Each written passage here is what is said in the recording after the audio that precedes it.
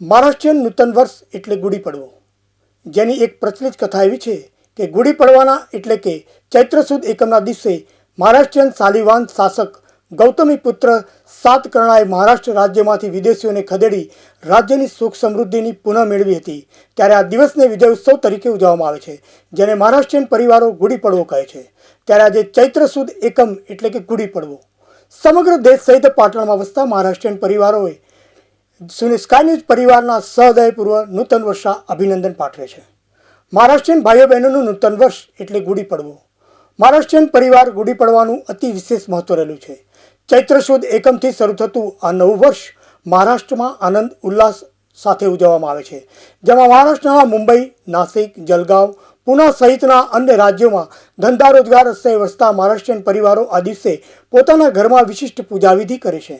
ત્યારબાદ એકબીજા સ્નેહીજનોને નૂતન વર્ષની શુભકામનાઓ પાઠવે છે. ત્યારે આ પાવન દિવસે પાટણ શહેરમાં છેલ્લા ઘણા વર્ષોથી વસતા આશરે 30 જેટલા મહારાષ્ટ્રીયન પરિવારો ગુડી પડવાના દિવસે પોતાના ઘરની છત ઉપર કાષ્ઠની લાકડી બાંધી તેના ઉપરના ભાગને તેલવાળી કરી તેની ઉપર રેશમી વસ્ત્રની સાડી પહેરાવી ઉપર તાંબાનો કળશ ઢોળી આ ગુડીને હળદર, કંકુ અને ચોખાથી પૂજાવિધિ કરી આરતી ઉતારી હતી. તો શહેરના ભદ્ર વિસ્તારમાં વસતા સંધ્યાબેન પ્રધાને ચૈત્ર સુદ એકમ ગુડી પડવો એટલે કે મહારાષ્ટ્રીયનના નૂતન વર્ષની વિધિવત રીતે ઉજવણી કરી હતી. આ ઉપરાંત ગુડીને લીમડાનો મોર, હાયડો તેમજ ફુલાર ચલાવી તેના વધામણા કર્યા હતા. ત્યારબાદ પરિવારના સદસ્યોએ એકબીજાને શુભેચ્છાઓ પાઠવી હતી. આજે ચૈત્રી પ્રતિપદા છે, નવું વર્ષ શરૂ થાય છે અને આને અમે મહારાષ્ટ્રમાં ગુડી પડવો કહીએ છીએ.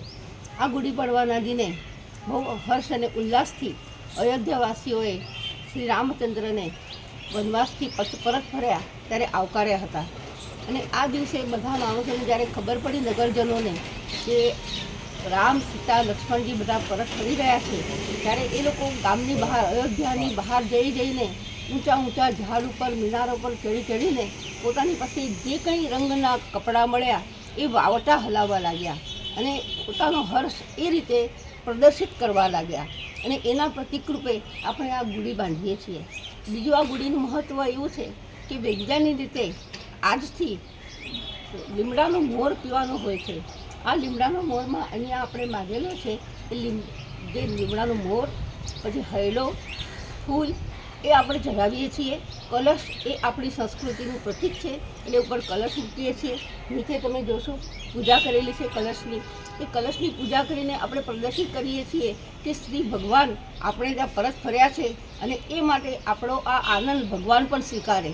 અને ભગવાનને આનંદિત કરવા માટે આપણે આજે લીમડાની ચટણી બનાવીએ છીએ. કારણ કે આજથી જો મોર પીએ લીમડાનો તો એ શરીર માટે બહુ સ્વાસ્થ્યકારી છે. અને આ આપણા શાસ્ત્રમાં વિજ્ઞાન પણ સમાયેલું છે. આમ સંસ્કૃત શબ્દમાં શાસ્ત્ર એટલે વિજ્ઞાન. એ વિજ્ઞાન એવું છે કે આજથી આપણે જો મોર પીએ લીમડાનો તો આપણી બધી શરીરની નબળાઈઓ દૂર થઈ જાય છે. તો આજે અમે આપ સૌને પણ એ ચટણીનો પ્રસાદ આપીશું કે જેમાં લીમડો છે, જીરું, અજમો, મીઠું અને ગોળ રાખેલું હોય છે. એ આપણે આજે સેવન કરીશું અને બધા સાથે મળીને આજે ગુડીને વંદન કરીને આશીર્વાદ મેળવીશું કે જેમ ભગવાન શ્રી રામચંદ્ર બધી પર વિજય મેળવીને પરત ફર્યા, એમ આપણે પણ આપણી બધીઓ ઉપર વિજય મેળવીને આ નવ વર્ષ ઉજવીશું. આમ પાટણમાં વસતા મહારાષ્ટ્રીયન પરિવારોએ ગુડી પડવો એટલે કે નૂતન વર્ષની હર્ષોલ્લાસભેર ઉજવણી કરી હતી.